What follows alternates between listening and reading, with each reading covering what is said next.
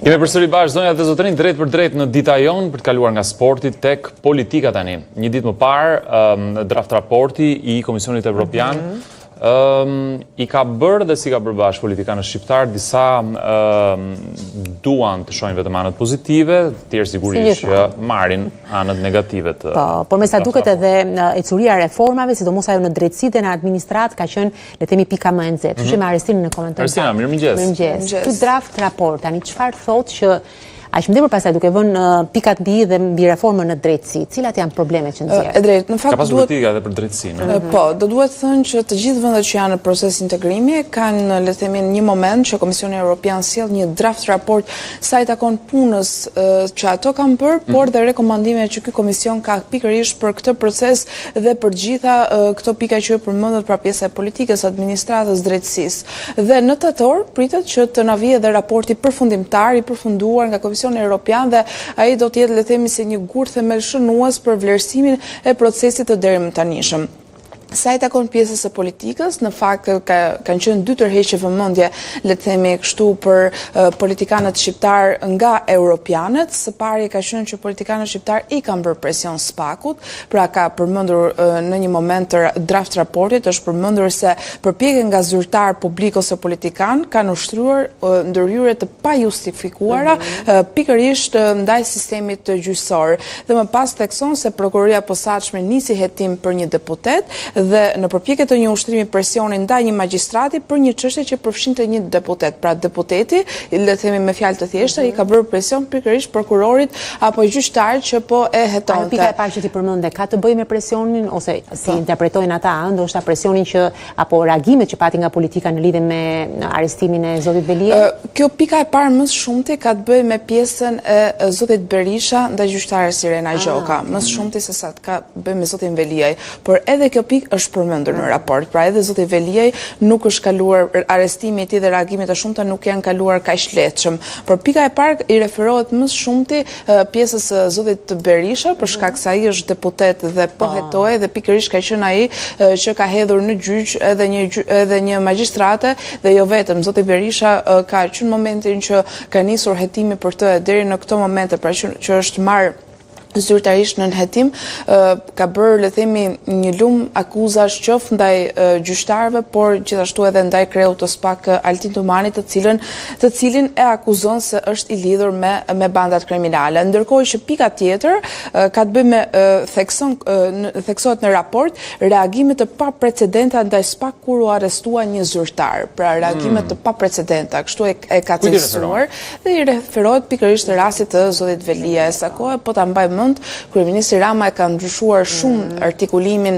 sa I takon SPAK-ut. Fillimisht ishte tepër I ashpër, domethënë arriti deri aty se ta quante si ato hetuesit në kohën e diktaturës, pra pavarësisht se më pas u tërhoq. Dhe kjo nuk ka shpëtuar nga vëmendja e Komisionit Nuk ka shpëtuar dhe është theksuar se hetimi dhe arrestimi I një zyrtari të zgjedhur I konfirmuar në shkurt të 2025 që përkon me zotin Veliaj nga gjykata e posaçme, shkaktoi reagime të paprecedenta publike nga ekzekutivi dhe legislativi, përfshirë përpjekje për të ushtruar presion ndaj SPAK-ut dhe institucioneve të drejtësisë që ngresh shqetësime serioze. Pra, shqetësim serioze ka cilësuar pikërisht edhe këtë pikë. Pra, politikanët më shumti le themi është tërhequr veshin nga Komisioni Evropian më shumti për presionin që I kanë bërë ndaj SPAK-ut.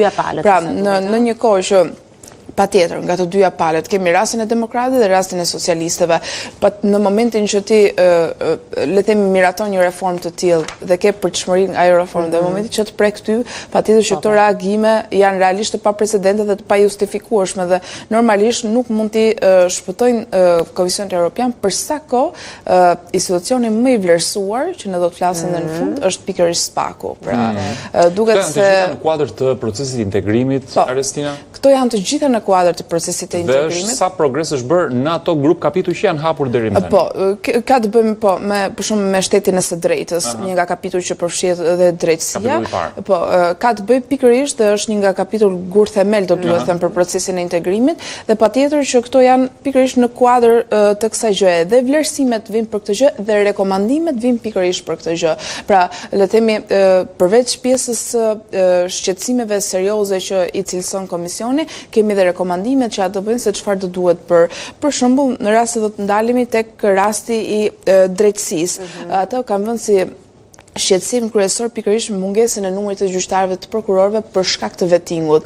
Ne dim shumë mirë që në momentin që nisi procesi i vettingut u duk sikur i gjithë sistemi gjyqësor u boshatua dhe nuk kishte asnjë gjyqtar apo prokuror, ishin shumë të pak në numër, pra sa që filluam që prokurorët dhe gjyqtarët i njihnim me emra, pikërisht nga ato persona që ishin realisht gëzonin integritet dhe duket se kjo është ngritur si shqetësim dhe këtë e lidh pikërisht me kuotat që ka magjistratura, pra shkolla magjistraturës. Thekson se kuotat janë shumë të ulta dhe do duhet ketë më shumë transparencë në zgjedhjet e tyre dhe pikërisht duhet shtoj numrin në mënyrë që i gjithë procesi, ato dosjet për cilat mira dosjet që ne flasim, ka shumë vende vakante të cilat ende nuk janë plotësuar dhe ka shumë prokurorë që mbajnë qindra çështje dhe që e kanë të pamundur jo vetëm domethënë nga ana e dokumentave, por edhe mendërisht fizikisht të jenë aty dhe të plotësojnë qindra dosje.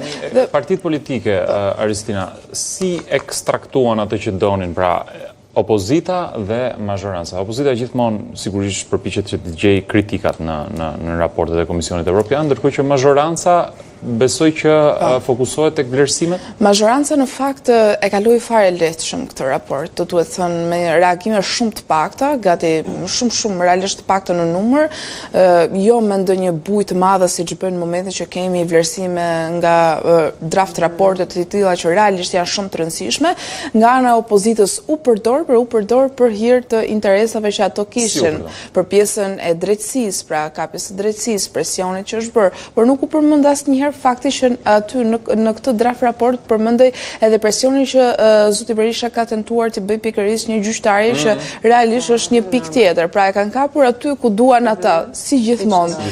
Kemi një draft raport, kemi 2 komente të ndryshme dhe 2 lexime të ndryshme nga partitë dhe gjithmonë mbetemi në dyzim dhe më mirë është që të ulesh dhe ta lexosh vetë raportin dhe të kuptosh që realisht domethënë këtu ka pasur kritika të forta sa i përket pjesës së politikanëve lidhur me drejtësinë, por edhe pjesës së drejtësisë. Unë përmenda mungesën e prokurorëve, përmenda kuotat e shkollës së magjistraturës, por një tjetër shqetësim serioz dhe mjaft i rënd është cilësuar nga Komisioni Evropian ka qenë pikërisht pjesa se në magjistraturë japin mësim pikërisht ata persona që nuk kanë kaluar vettingun.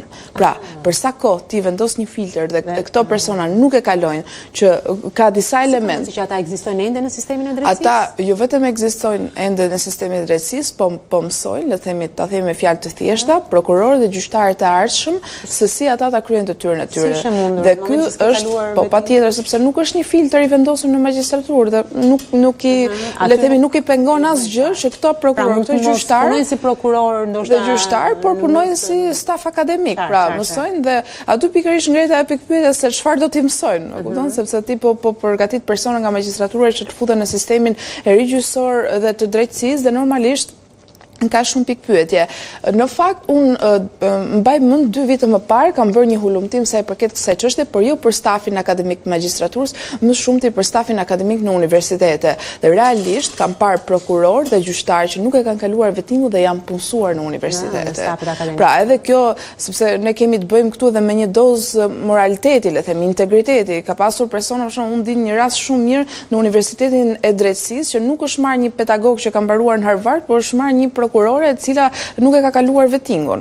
Pra, kjo është e rëndë sa i përket çështjes harvardiane shqiptare. Harvardiane shqiptare, jo, asaj kohë ka bërë shumë përshtypje sepse shikoja emra të cilët ne i shikonim që i shkarkonte vettingu dhe po të futesh në faqen e stafit akademik të universitetit, kuptoje që ata përgatisin prokurorët e rinj, pastaj ata po patjetër sepse që aty fillon, mos shkojmë deri tek magjistratura, kështu që këto janë. Po Këshillin e lartë të prokurorisë, Këshilli i lartë i gjyqësorit janë kritikuar me sa duket. Janë kritikuar. Cilat kanë qenë ato probleme? Në fakt janë kritikuar, po, domethënë fillon fjalia kështu, nuk kam pasur ndonjë zhvillim domethënës, pra qoftë nga KLP-ja, qoftë nga KLG-ja, pra këto dy institucione nuk janë në pritshmëritë europianëve për të bërë pikërisht në atë procesin e integrimit. Më pas, për shembull, për rastin e KLG-s ka theksuar se i mungojnë rregullat e brendshme të nevojshme për të ushtruar funksionet e tyre në mënyrë efikase. Ndërkohë që për KLG-n thotë që për KLP-n thotë që duhen rishikuar. Pra, për asnjë rast tjetër nuk ke vlerësime. Kritika pra për të dyja. Kritika për rregullat e brendshme, sepse ajo që cënon më shumti pikërisht pjesa e sistemit të drejtësisë janë interesi. Pra, në momentin që një person, një gjyqtar, një prokuror është në konflikt interesi, patjetër që këtu do duhet të nisë, le të themi pikërisht ajetimi që të gjithë presin. Dhe për këtë arsye Komisioni Evropian thotë që shiko, ju dy institucionet do duhet rregulloni rregulloret e tuaja të brendshme dhe do duhet shihni sepse brenda tyre keni pika të cilat nuk ju çojnë në efikasitetin e punës tuaj. Ndryshe për shembull siç rrit vlerësimin për institucione të tjera, kështu që si reflektojnë tani këto dy institucione? Tani si reflektojnë? Kto kërkojnë rritjen e pagës?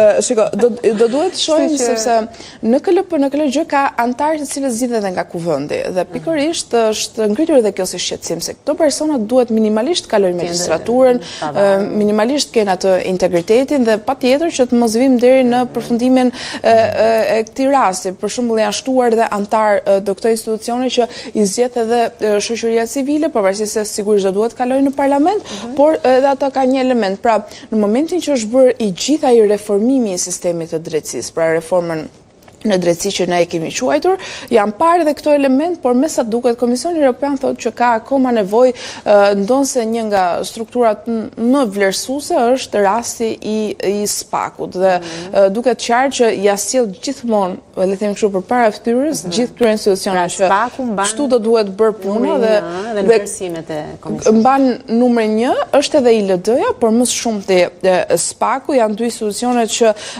për çfarë vlerësohet SPAK-u?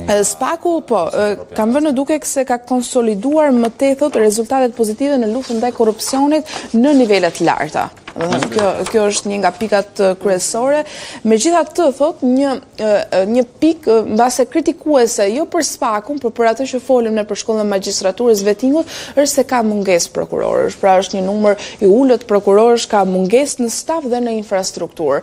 Ne e dim që tani më qeveria së fundmi ka dhënë dhe një buxhet të posaçëm pikërisht SPAK-ut për infrastrukturën, për një godinë të re, sepse pritet që ndërtohet një godinë e re me infrastrukturë më të sofistikuar, sepse pikërisht kjo i nevojitet një organi hetues dhe BKH-s. Në marrë për atë derën e SPAK-ut pastaj ku janë futur. Jo, ajo aty do të jetë, por do të jetë një godinë ngjitur, kështu që dhe ky ishte vetëm element që thoshte për pjesën e SPAK-ut. Më pas ka theksuar se ka dhënë rezultate pozitive në hetim dhe ndjekje penale të rasteve të korrupsionit, përfshirë nga politikanët, por gjithashtu edhe për krimin organizuar dhe sigurisht është vlerësuar dhe ky aspekt sepse vetë SPAK-u ka pasur një koordinim edhe sa i takon pjesës me agjencitë e tjera legjislatuese europiane. Pra edhe kjo është vlerësuar nga ana e tyre dhe ky është vlerësimi le të themi më i madh që i ka dhënë pikërisht në pjesës së punës, pra në terren praktikës së SPAK-ut. Ndërkohë që thekson se SPAK-u shfaq një vizion të qartë strategjik dhe pavarësi. Ky është një element që nuk e thot për institucionet e tjera dhe pavarësisht thot presionit politik, grupeve kriminale dhe medias, pra edhe medias. Sipas Komisionit Evropian ka pasur një moment që ka pasur realisht një sulm mediatik qoftë nga kreu të SPAK, por edhe ndaj prokurorëve të tjerë. Po ta mbani mend Ulz Dato ka qenë një nga ato prokurorët më të sulmuar, do duhet thënë, kohëve të fundit, përveç shkrehut të SPAK-ut, për shkak të hetimeve që ai po bën për kryebashkiakun Erjon Veliaj, dhe ne pam në disa faqe gazetash, webesh që realisht shkruanin. Se media online është më shumë se sa media tradicionale. Po sepse në media tradicionale dikush do duhet vendos fytyrën për atë shkrim. Emrin aty po. Ndërkohë që rastin dhe për shembull, unë mbaj mend edhe rastin e zotit Meta, asaj kohe raportonin kolegët tanë atje që zoti Metaj gjatë pjesës së gjyqit që po bëj aty domethënë ulëriste ndaj prokurorit, të ofendonte deri në pikën më të fundit dhe me të drejtën u habita se si ai prokuror, ai gjyqtar nuk mori një iniciativë ligjore që realisht edhe një herë ta padiste këtë person për presion, sepse ishte ndodhi në terren. Në Tiranës një situatë atje që dolën pas dhe audiopërgjimet për audiopërgjimet që u bën dhe të rreme, pra nga SPAK u hodhën poshtë sepse ai theksonte që ishte gjyqtar, ishte prokurori ai që po i bënte pikërisht presion, por ndërkohë ishte krejt e kundërt, ai s'e kishte përmendur në asnjë moment pronën në shtëpinë sepse që duket sikur vetëm SPAK-u sipas Komisionit Evropian po ja mban faqen e bardhë të Shqipërisë. Edhe ILD-ja ka qenë një nga ato momente, por edhe ILD-ja, Inspektorati i Lartë i Drejtësisë, por edhe për këtë sigurisht ka pjesë të mungesës së infrastrukturës, ka pjesë të mungesës së atyre le të themi rregulloreve të brendshme, por që mbetet janë dy nga institucionet që realisht janë më të vlerësuara sa i takon pjesës së draft raportit të Komisionit Evropian dhe me shumë mundësi do të jenë edhe tek raporti në tetor. Vijoi puna dhe progresi. Ka ndonjë rresht për zgjedhjet e 11 majit aty në raport? Jo, sepse kjo më shumë ka qenë për pjesën e politikës, drejtësisë dhe institucioneve, pra për le të themi grup kapitullin e shtetit të së drejtës. Andaj është fokusuar më shumë po ja ti e kupton që po foli për politikanët, ke foli dhe për zgjedhjet e 11 majit. Bëj pyetjen sepse e kemi qenë në vëmendje Komisionin Qendror të Zgjedhjeve edhe ditët e fundit për shkak të rinumurimit të kutive. Le ta shfrytëzojmë këtë takimin ton për të marrë pak edhe të rejat më fundit që vinë nga procesi i numurimit. Tash i filloi ditën e martë, mos gaboj, në mëngjes procesi i numurimit dhe nuk e di se si ka vjuar sa kuti janë hapur, por të paktën me çfarë kanë raportuar edhe kolegët tanë, është e vërtet që shumë prej kandidatëve dhe kryesisht atyre të anës opozitare, qoftë një vot, qoftë dy apo qoftë 3 vota, i kanë dalë me parregullsi, pra janë hequr nga kutitë e tyre. Ndërkohë që nga ana e mazhorancës ka pasur disa flet votimi të shtuara. Kjo është e vërtet? Po, është shumë e vërtet. Duhet të thënë tani jemi tek numërimi i kutive të 85, 86, po ja po kemi të faqe dhe 85 dhe ne po të shohim Partia Socialiste, flasim këtu për kryeqytetin, dhe po të shohim Partia Socialiste ka 42 vota, ndërkohë që Partia Demokratike ka vetëm 19 vota dhe partitë e tjera kanë përkatësisht 3-7, pra shumë një numër më të ulët votash. Por sigurisht lufta janë disa me minus shoh. Po pra bashkë sipas kanë marrë. Pra ato që janë ato që janë me minus janë mund të dalë zoti Basha edhe të thotë diçka për zgjedhjet.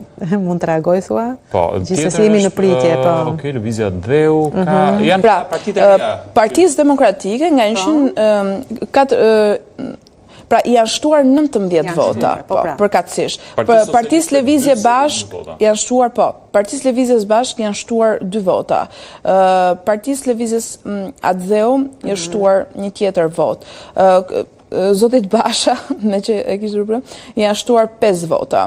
Janë shtuar apo janë hequr, Arestina? Jo, janë shtuar vota, sepse nga 837 vota ka shkuar në 822 vota. Me sa duket janë numëruar ndoshta të tilla, mbase, kështu që tani rezultati i rritet paksa. Sa kuti janë numëruar? 85. Jemi tek 85 për Tiranën, ëh? Nga 1222. Tani me këtë lloj ritmi, se edhe gjatë numërimit të votave në zgjedhjet e 11 majit, pak a shumë bëhen disa progresione. Me këtë lloj ritmi, 42 vota të shtuara për 85 kuti, do të thotë do të shkojnë pak si shumë nëse do të thotë që pak si shumë, por nuk ndryshon asgjë sa për këtë çështje si mandatet. Jo, mund të mos ndryshoj, po mund të jetë shumë.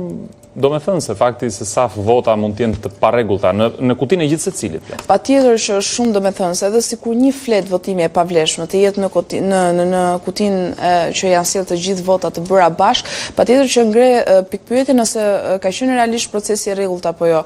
Që ky proces zgjedhor ka pasur mangësi, ka pasur parregullsi, kjo tani më është vërtetuar dhe është pranuar edhe nga vetë ato organe si KQZ-ja të cilët kanë mbajtur dhe zgjedhjet. Por apo përmbushet synimi i demokratëve pikërisht për të hap procesin e numërimit dhe për të shtuar vota apo jo, kjo mbetet me pikpyetje, pasi siç e shohim. Po, pasi siç po i shohim, është pikërisht PS-ja ajo që po merr më shumë vota dhe Partisë Demokratike janë hequr, le të themi, ka më pak vota në krahasim me Partinë Socialiste, por edhe në lidhje me partitë e tjera, sigurisht këto dy parti kryesore mbajnë, le të themi, numrin më të lartë. Ajo që do të shihet me shumë interes është që a do ta fitojë Partia Demokratike mandatin e 14, pra me këto ritme duket se është e pamundur, por po të shohim dhe po të klikojmë tek rasti i Partisë Demokratike, pra tek subjekti pikërisht aty, kuptojmë se sa vota janë shtuar apo janë hequr pikërisht kandidatëve të cilët janë në garë, le të themi, këtë herë. Për shembull në rastin e Partisë Demokratike kemi zotin Ali Mehmeti, të cilët për shembull janë shtuar 4 vota, kemi edhe nga ata të cilët janë shtuar.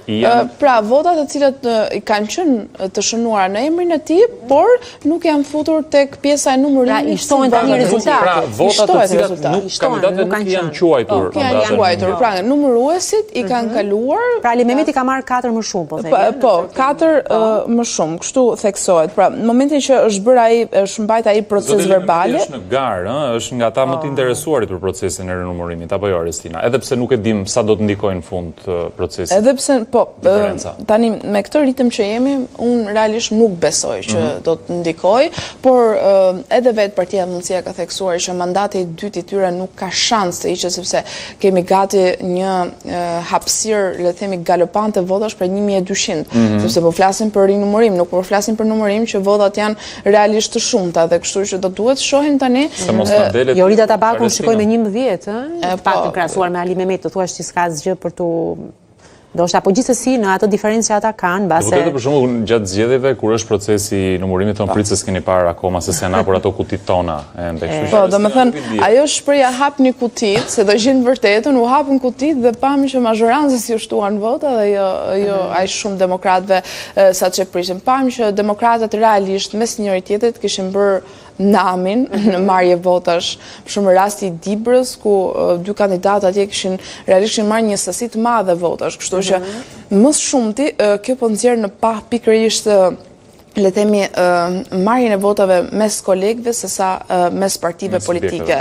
Partitë politike, mund patjetër që do të ketë le themi numër të shtuar të votash, por jo deri në atë pikë. Patjetër që mbetet me interes edhe Partia Socialiste, dueli për shembull siç është zonja Xhaçka dhe Gjyla Metin, siç është rasti i zotit Shefalia me zotin Rakipi, pra do duhet shihen edhe këto pikë të cilat kryeministri Rama sa kohë tha që më mirë mos e merrni këtë iniciativë dhe lini, por duke se përfituar pikërisht nga këto kërkesa që bëri Partia Demokratike dhe nga pranimi që i bën 2 prej anëtarëve të kasit. Por mund të themi që realisht rinumërimi nuk do të sjell atë objektivin që kishte vendosur opozita që në nisje që pati pikërisht për këtë. Dhe besoj që mund të zgjashet edhe disa ditë. Patjetër do të zgjaset. Kështu që verë të mbarë atyre numëruese. Kemi punë deri në fund të korrikut pak një qenë. Ato lek do të marrin, po prapa ajo vapa nuk durohet aty. S'kan fare, është vërtet. Aristina, faleminderit shumë që ishen. Faleminderit Aristina. Dita jon sot 8:30 minuta ora. Në shkëputemi, po kemi ende për të treguar. Flasim pak për çmimin e ushqimeve. Pse në vendin tonë vijnë gjithmonë duke u shtrentuar, me ekspertët e ekonomisë do të jemi dhe flasim për këtë.